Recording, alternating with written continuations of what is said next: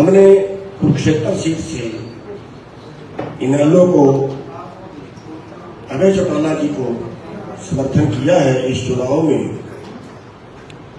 और उसके 2-3 कारण हैं।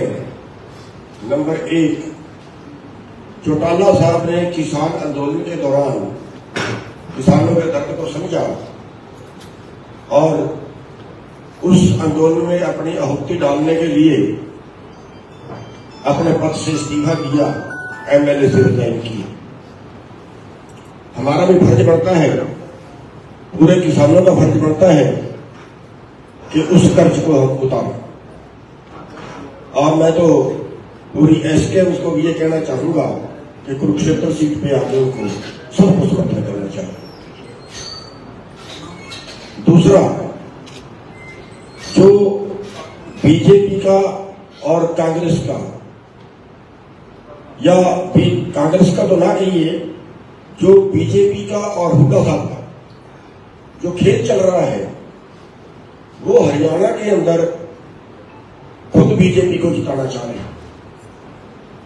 और उसके सबूत ये है कि अगर उनको पूरी तरह 10 की 10 सीटें कांग्रेस के खाते में चाहिए थी,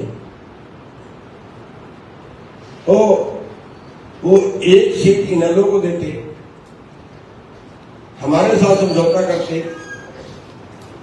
1 सीट हमें देते, तो 13 की 10 की 10 सीटें जो है वो कांग्रेस के खाते में चाहिए।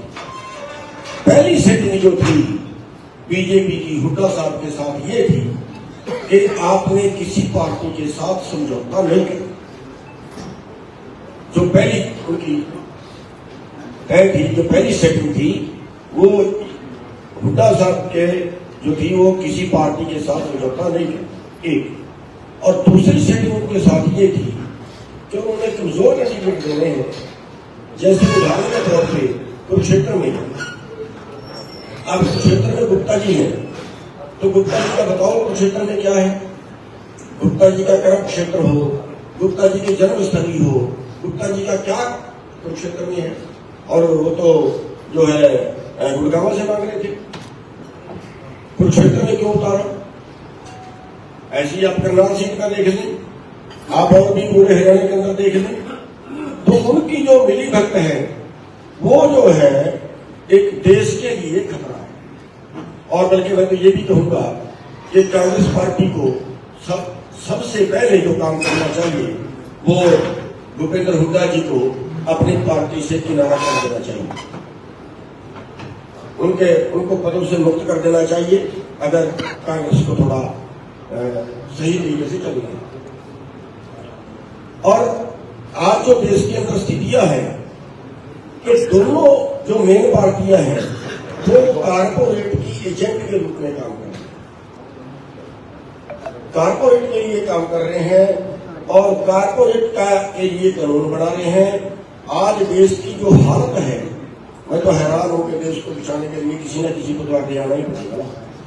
और आप पत्रकार बंधु से बहुत उम्मीद है कि आप उस चीज को समझते हुए चौथे स्तंभ की भूमिका निभा रहे हो और आपके ऊपर बहुत दर्द है। आज देखिए, आज 1% लोगों के पास 40% प्रॉपर्टी हो गई। आज 9 लोगों के पास 50 करोड़ लोगों के बराबर जो है वो प्रॉपर्टी हो गई। आज बेरोजगारी का आलम यह है कि हरियाणा नंबर 1 है बेरोजगारी।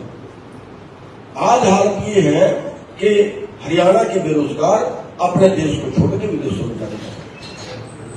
इस देश को कौन बचाएगा। एक बात और मैं इसके साथ कहना चाहूंगा कि आज जरूरत है हरियाणा के अंदर एक विकल्प देने, जो हम कोशिश कर रहे हैं कि हम साथ मिलके, चौटाला साहब साथ मिलके, और भी जो ऐसे लोग होंगे जो देश को बचाना चाहते हैं, कि हरियाणा की राजनीति में एक विकल्प दें। हरियाणा की राजनीति में कांग्रेस वर्सेस बीजेपी ये ना रहे, इनके बराबर में एक विकल्प हम। तो ये सभी चीजें हैं जिनके ऊपर हमने बहुत सोच विचार के, बड़ी गहनता से विचार करके, अपने सारे संगठनों ने गहनता से विचार करके ये किया है कि कुरुक्षेत्र से जो है हम इन लोगों को समर्थन करेंगे और पूरी तरह से करेंगे। जितना भी हमारे से जोड़ बल पड़ेगा उतना करेंगे। और आपके माध्यम से सभी किसान भाइयों को, मजदूर भाइयों को, सभी को ये बेनती करेंगे कि ये जो है आज की जरूरत है और सभी भाई जो है वो कुरुक्षेत्र सीट पे इन लोगों को सपोर्ट करें, इन लोगों को समर्थन करें। कहीं से शुरुआत हम करें, देश को बचाने।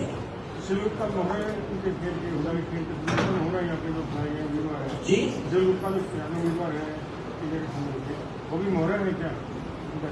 मैं ये कह रहा हूँ कि उनकी चाल जो है वो ये है कि कमजोर कैंडिडेट दे दो ताकि बीजेपी की ज्यादा सीटें आ जाएं और बीजेपी को जिताने का एक षड्यंत्र है। मैंने जो फार्मूला बताया है कि सबसे पहले तो जो बीजेपी ने उनसे साठगांठ की है और उस साठगांठ के तहत ये है कि उनको कहा है कि किसी से समझौता मत करना।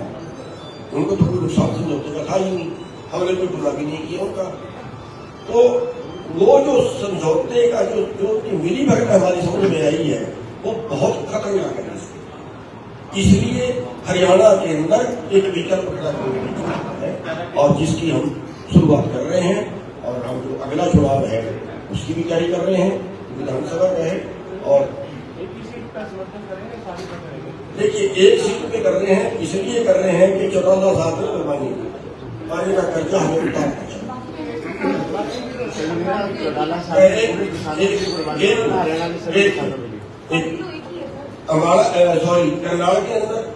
करनाल के अंदर हम बसपा का समर्थन कर रहे हैं। इसलिए कर रहे हैं कि उनकी बेटी ने भी रिजाइन किया था जिला परिषद के मेंबरशिप और उन्होंने भी आंदोलन के दौरान जेजेपी के पास से इस्तीफा दे दिया था, पार्टी छोड़ दी। इस तरह से हम देख रहे हैं कि एक प्रथा ये चले कि लोग किसान के पक्ष में बोलना शुरू कर दें। इसलिए जो है हम जहां जहां भी कोई ऐसी सीट है जिसने किसान आंदोलन में कोई कुर्बानी दी है, कोई सहयोग दिया है, हम उनका सहयोग कर रहे हैं। बाकी सीटों के हमारे जो कार्यकर्ता है वो वहीं के कार्यकर्ताओं की जिम्मेदारी छोड़ती है कि आप अपने मीटिंग करके आपको जो ठीक लगे, किसी का नहीं करना तो मत करिए, नोटा का करना नोटा का करिए, किसी को अपनी मर्जी से कहीं वोट डालिए, अपनी मर्जी से। जी पार्टी भी देख रहे हैं कि जिन जिन फेसेस ने अपने किसान आंदोलन में साथ दिया था उनका समर्थन आप करने वाले जो चेहरे हैं जी, जो वो चेहरे हैं जिन्होंने किसान आंदोलन में साथ दिया, हमारा फर्ज बनता है, हमारा फर्ज बनता है उनका सहयोग। गुरनाम जी, आपने बात कही है ना कि भारतीय जनता पार्टी और कांग्रेस का विकल्प इंडियन नेशनल लोकदल बननी चाहिए। 6 महीने के बाद मैंने ये नहीं कहा इंडियन नेशनल लोकदल बननी चाहिए, हम गठबंधन कर रहे हैं। 6 महीने के बाद विधानसभा जो है विकल्प देगा। 6 महीने के बाद विधानसभा चुनाव होने जा रहे हैं, तो क्या आप लोग एक मिलकर चुनाव लड़ोगे? देखिए कोशिश तो यही है कि जितने टूटे पिटे लोग हैं, जितने दबे कुचले लोग हैं, जितने शोषित लोग हैं, जितने कारपोरेट से पीड़ित लोग हैं, वो एक मंच पे आ गए। गुरनाम जी, तो आपकी लोकसभा चुनाव से पहले बावरिया जो प्रभारी है कांग्रेस के, उनसे बैठक भी हुई, हम लोगों ने भी कवर करा था, तब भी कोशिश की गई थी आपके द्वारा कांग्रेस से समझौता। देखिए उन्होंने हमारे से मीटिंग की थी और हमने उनको साफ तौर पर बता दिया था कि हम बिना शर्त आपका समर्थन बिल्कुल नहीं करेंगे। आपके सामने की थी, हमने क्लियर कर दिया था कि अगर आप ये कहें कि हम बिना शर्त आपका समर्थन करेंगे, बिल्कुल नहीं करेंगे। नहीं, कोई शर्त नहीं है, बिना शर्त के समर्थन है। जो चौटाला साहब ने जो रिजाइन किया था, उस वक्त किसान आंदोलन में सहयोग किया था, उसकी वजह से हम कर रहे हैं। और एक मैं और क्लियर कर देना चाहता हूं, आज तो सोशल मीडिया में खबर चली है कि गुरनाम सिंह और उनके साथी जो है वो इन्हें ज्वाइन कर, ये खबर किसी ने पहले चला दी है।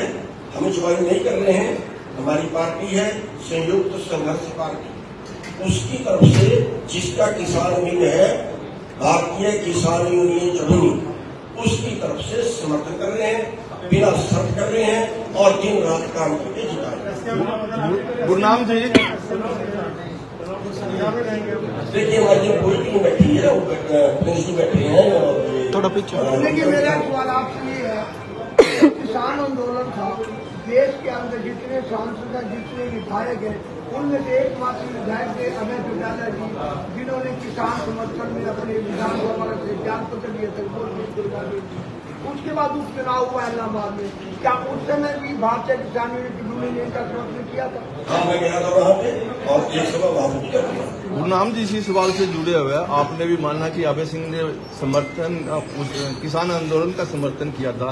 आप कहते हैं किसानों की लड़ाई में आगे बढ़कर काम किया, तो क्या अब किसानों का भी दायित्व बनता है कि अभय सिंह चौटाला का साथ दे? ये तो नहीं, पूरे किसानों की, मैं आपकी कांग्रेस कर रहे हैं। पूरे किसानों की बात कर रहा हूँ। मैं आपके माध्यम से एसकेएम को भी कहना चाहता हूँ कि अभय चौटाला जी का समर्थन करना चाहिए। हाँ, करना चाहिए। समर्थन देने को कितना फर्क पड़ेगा? ये तो हमारे को पता है कितना पड़ेगा।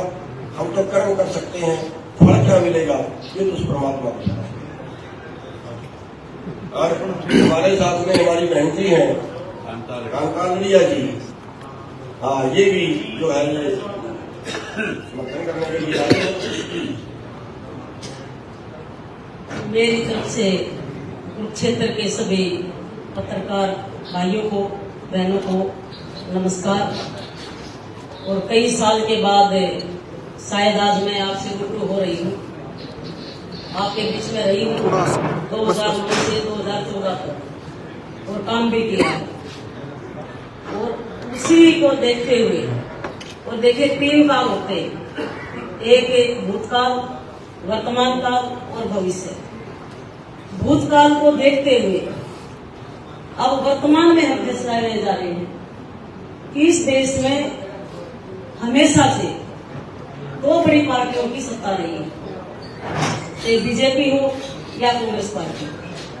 आज अगर इस देश की दुर्गति का कोई जिम्मेदार है, किसान और मजदूरों की जो आज हालत खराब है, उसके लिए अगर कोई जिम्मेदार है तो एकमात्र कांग्रेस पार्टी है जिसने इस देश का बेड़ा गर्क किया। और जैसे भाई साहब ने भी बोला भूपेंद्र हुड्डा जी के लिए, कुछ नेता ऐसे होते हैं जिनके अंदर दम नहीं होता, जो बेदम होते हैं।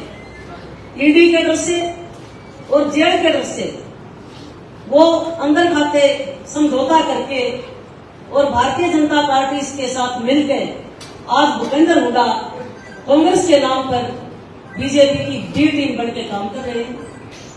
और जिस समाज से मैं आती हूँ, दलित समाज से खासकर, और देश के संविधान निर्माता बाबा साहब डॉक्टर अम्बेडकर जी को मैं मानती हूँ, मेरे मसीहा हैं। उन्होंने भी संघर्ष किया और आज हम इस मुकाम पर पहुंचे हैं कि आज हमारी हैसियत है आपके सामने बैठकर हम बोल रहे हैं। उन्होंने भी हमें यही सिखाया है कि जुल्म के सामने कभी झुकना नहीं चाहिए। और मैं अभय भाई साहब को इसलिए मानती हूँ कि ये दबंग है, और दबंग कैसे आवाज उठाते हैं, जो करना होता है मुंह पे बोल के करते हैं, और हमारी भी यही आदत है। उसका कारण है जो सच्चा आदमी होता है, जो किसी का नहीं खाता, वो झुके कभी बात नहीं करेगा, वो नजरों में नजरें मिला के बात करेगा। इसलिए आज मैं आत्मिक तौर से बिना बुलाए मैं भाई साहब का समर्थन करने आई हूँ और अपने समाज, दलित समाज, पिछड़ा समाज, जो भी हमारे किसान हैं, मजदूर हैं, सबसे मेरी प्रार्थना है भारतीय जनता पार्टी और भारतीय जनता पार्टी की बी टीम कांग्रेस को पूरे प्रदेश में हराने के लिए हमें अपने छोटा परिवार है हमारा, क्षेत्रीय पार्टी जो होती छोटा परिवार होता है, और एक कहावत भी है कि छोटा परिवार सुखी परिवार। इसलिए हम अपने छोटा परिवार बनाएंगे और हम हरियाणा के अंदर सुखी रहेंगे। आज मैं सबसे अपील करने आई हूँ, हमने किसान आंदोलन भी देखा, हमने दलितों पर अत्याचार भी देखे, हमने 37 साल से सब कुछ देखा है। अब हरियाणा में हम सबको एकजुट होकर, कुरुक्षेत्र ही नहीं, मैं तो पूरे हरियाणा की बात करती हूँ कि बीजेपी और कांग्रेस को यहाँ से भगाओ और भाई अभय चौटाला के हाथ मजबूत करो, जिसने अपनी सीट की परवाह न करते हुए किसान आंदोलन में उसे रिजाइन करके और किसानों के आंदोलन में कूद गए और हर जगह हमारे साथ खड़े रहे हैं। हमारे ऊपर भी कोई निजी भी कोई मुसीबत आई तो भाई साहब ने दबंगता से हमारा साथ दिया है। इसलिए मैं पत्रकार आप भाइयों से क्योंकि जब देश को आजादी मिली थी तो चौथा सितंबर वैसे नहीं बोला गया था पत्रकारों को। आप पत्रकार जरूर हैं, आपका काम है, लेकिन आप इस देश के बाशिंदे हैं। अपनी आत्मिक आवाज से अब दोबारा से इस देश को, गरीबों को, मजदूरों को, हमारे जो छोटे कर्मचारी हैं, दुकानदार हैं, उनकी आजादी की ये लड़ाई है, ये चुनाव नहीं है, ये लोकसभा चुनाव ना समझे कोई। ये हमारे गरीबों की आजादी की लड़ाई है और हमारे गरीबों को, दलितों को, पिछड़ों को आजाद करने के लिए आपको भी तन मन धन से भाई अभय चौटाला जी का साथ देना चाहिए और हम भी तन मन धन से जितनी हमारी औकात है, जितनी हमारी टीमें हैं, हम उनको सक्रिय करेंगे और एक मजबूती के साथ भाई अभय चौटाला जी को कुरुक्षेत्र लोकसभा से जिताकर यहाँ लाएंगे और बीजेपी और कांग्रेस का जो गठबंधन है उसको सबक सिखाएंगे। मैडम, आपका समर्थन क्यों है? आपकी पार्टी है मिशन एकता पार्टी रही है, तो आप यहाँ पूरे हरियाणा में इन्हें समर्थन किया? मेरी मिशन एकता पार्टी है, मेरा कोई कैंडिडेट कहीं नहीं खड़ा है। विधानसभा में हम जरूर चुनाव लड़ेंगे, जैसे भाई साहब ने भी कहा, हम इकट्ठे रहेंगे, कोशिश है हमारी, और हम मजबूती से बीजेपी और कांग्रेस को हराएंगे। जो हुड्डा ने गंद फैला दिया इस हरियाणा में कांग्रेस के नाम पर, उस गंदगी को हम दूर करेंगे। एक अकेले से काम नहीं चलेगा, अब छोटे छोटे परिवारों को जोड़ के छोटा परिवार, सुखी परिवार हमें बनाना पड़ेगा। पूरे हरियाणा में यादव को समर्थन आपके एक सीट पे? हम सारे पूरे हरियाणा में जहां इन्हें लो चाहेगी, जहां भाई साहब चाहेंगे, हम हर जगह इनको सपोर्ट करेंगे। हमने बीजेपी कांग्रेस को हराना है और अपने आप को मजबूत करना है। नवीन जिंदल हो, देखिए मेरा कोई एक नाम से किसी का कोई विरोध नहीं है। मैं ये कहती हूँ बीजेपी और कांग्रेस को हराने के लिए जितनी हमारी ताकत है, हम उस ताकत से भी और ज्यादा ताकत इकट्ठी करेंगे और इनको धूल चटाएंगे। जिस तरह से नवीन जिंदल चंद मिनट पहले आपके कंट्रोल पार्टी के लिए, इसको आप जिस तरह मैंने आपको पहले बता दिया, कुछ लोगों में दम नहीं होता पुलिस का सामना करने का, जेल का सामना करने का। धन तो कमा लेते हैं लेकिन हिम्मत किसी के अंदर नहीं होती है। वो बिरले होते हैं जो हिम्मत से सामना करते हैं मुसीबतों का। हम लोग कर रहे हैं ना सामना। मेरे ऊपर बीजेपी ने 4 FIR किए और मैं आपके बीच में बैठी, कोई बात नहीं। जीवन मरण ऊपर वाले के हाथ में, कोई इंसान किसी को नहीं मार सकता। हम लड़ेंगे और लड़ रहे हैं। ये जितना मर्जी FIR करें, सच का जो सच बोलेगा बीजेपी के राज में वो जेल में जाएगा, वो जो डर जाएगा वो बीजेपी ज्वाइन कर लेगा। क्योंकि बीजेपी आजकल गंगा बनी हुई है, कितने कुकर्म करो, बीजेपी की गंगा में डुबकी लगाओ तो आप पवित्र हो जाओगे। ये सच्चाई आज की। आप पत्रकार हैं मेरे से ज्यादा, तो आप ही जानते हैं हालात क्या है देश की, प्रदेश की। इसलिए इन हालातों से बचने के लिए और सब लोगों को न्याय दिलाने के लिए हम लोग इन लोगों के साथ तन मन धन से खड़े हैं। Thank you.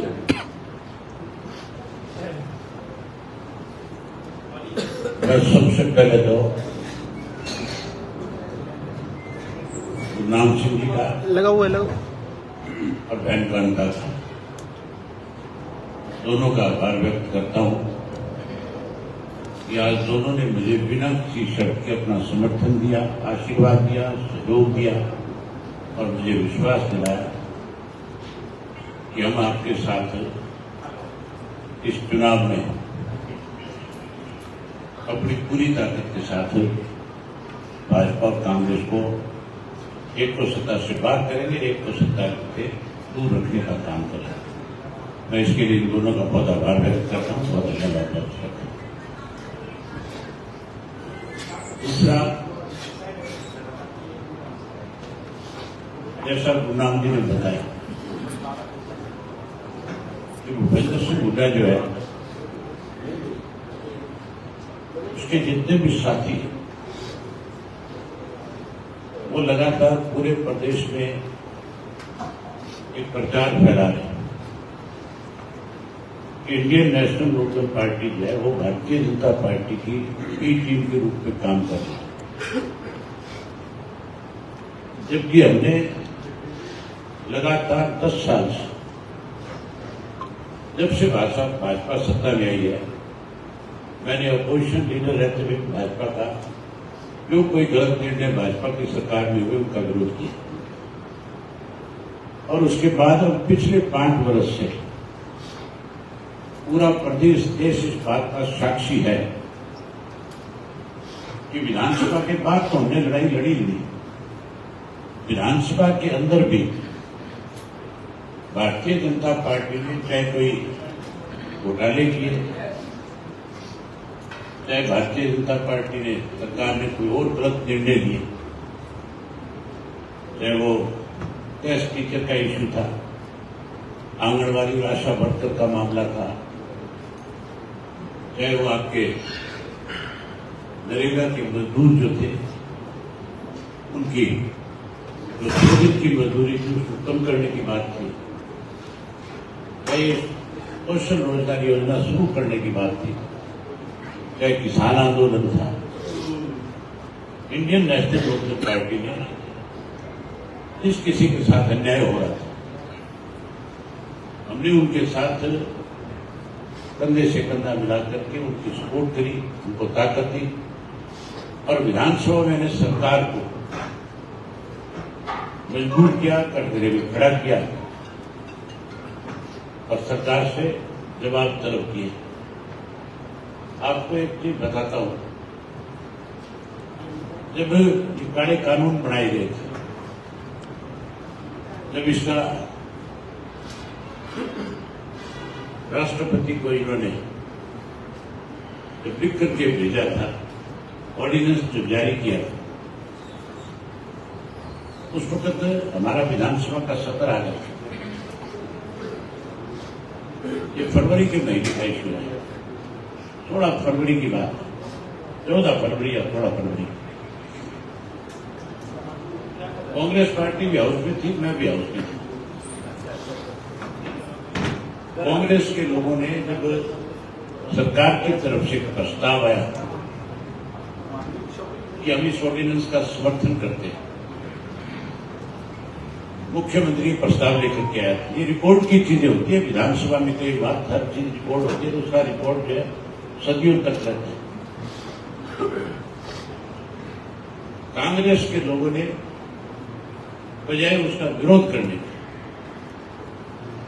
बजाय उस डिबेट में हिस्सा लेने, उस प्रस्ताव के विरोध में खड़े होकर के चर्चा करने, कांग्रेस वॉकआउट करके गई।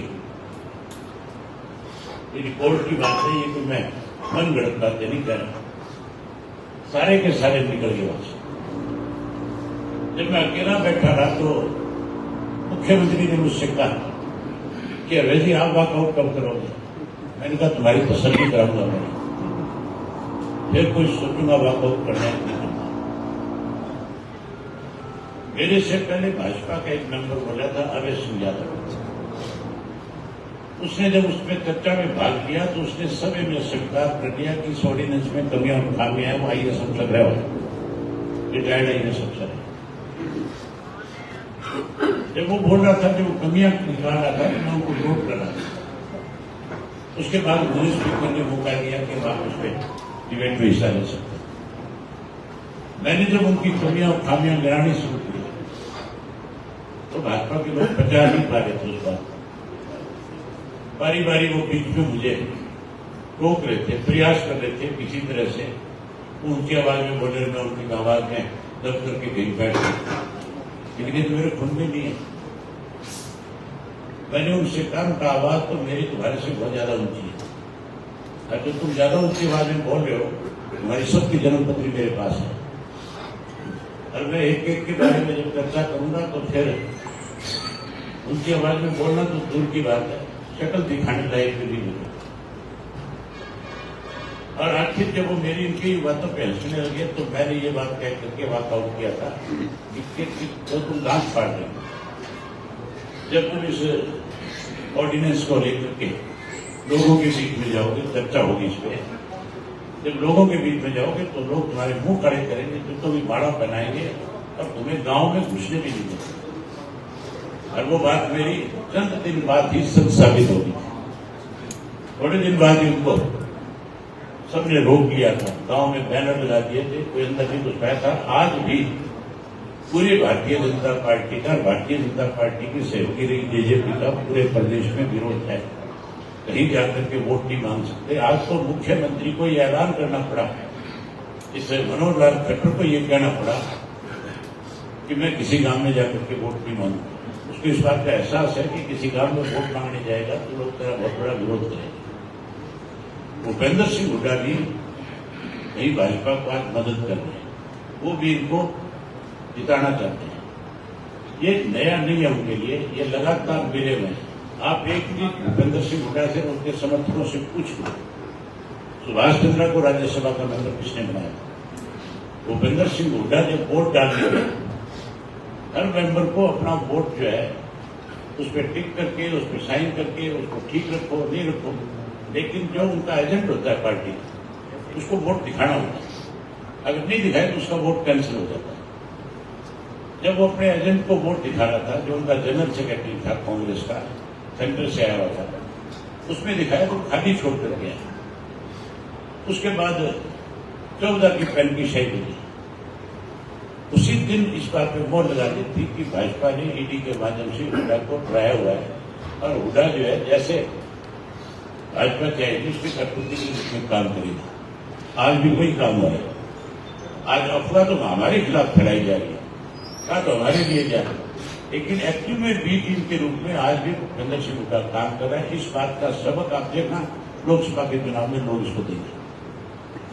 आज तो मैं विशेष रूप से आप सभाएं आपका भी आभार व्यक्त करता हूं, और फिर बैंकांता का सरदार गुरुनाम सिंह जी का, दोनों का इस बात के लिए थैंक्स करूं कि इन्होंने मेरा समर्थन किया। और अगली बात एक और कहना चाहता हूं, अब ये सिर्फ चुनाव में इकट्ठे नहीं है, 4 महीने के बाद विधानसभा का चुनाव आएगा, और विधानसभा के चुनाव में बहुत सारे और भी राजनीतिक दल हरियाणा में हैं जिनके अपने संगठन है। चौधरी देवीलाल में आपको याद होगा सन 1987 के अंदर छोटे छोटे दलों को उस वक्त की हमारी जो पार्टी थी उसका पार्टनर बनाया था, और उसका नतीजा ये निकला था कि 90 में से 85 सीट जीते थे। हमने भी चौधरी देवीलाल की नीतियों को आगे बढ़ाना है, और जिस तरह से चौधरी देवीलाल राजनीतिक निर्णय लेते थे, हम उसी तरह का निर्णय लेंगे। सारे राजनीतिक दलों से बात करेंगे, सबसे बात करके विधानसभा के चुनाव में सबको शामिल करके और सबको उसमें हिस्सा दे करके और चुनाव लड़के फिर चौधरी देवीलाल के 87 को दोहराने का काम करेंगे। हम हर हालत में भाजपा को, कांग्रेस को, दोनों को सत्ता से दूर कर देंगे।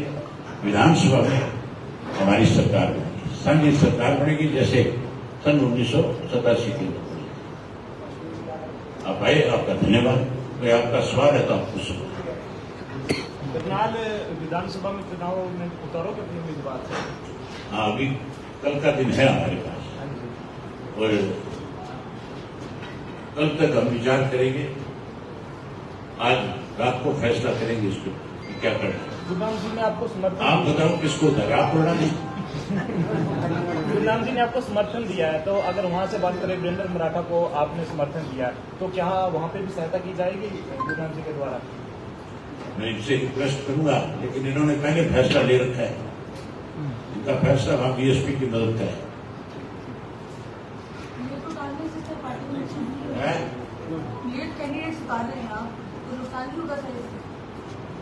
ऐसा उतारूंगा तो लेट उनके जड़ों में बैठ जाए।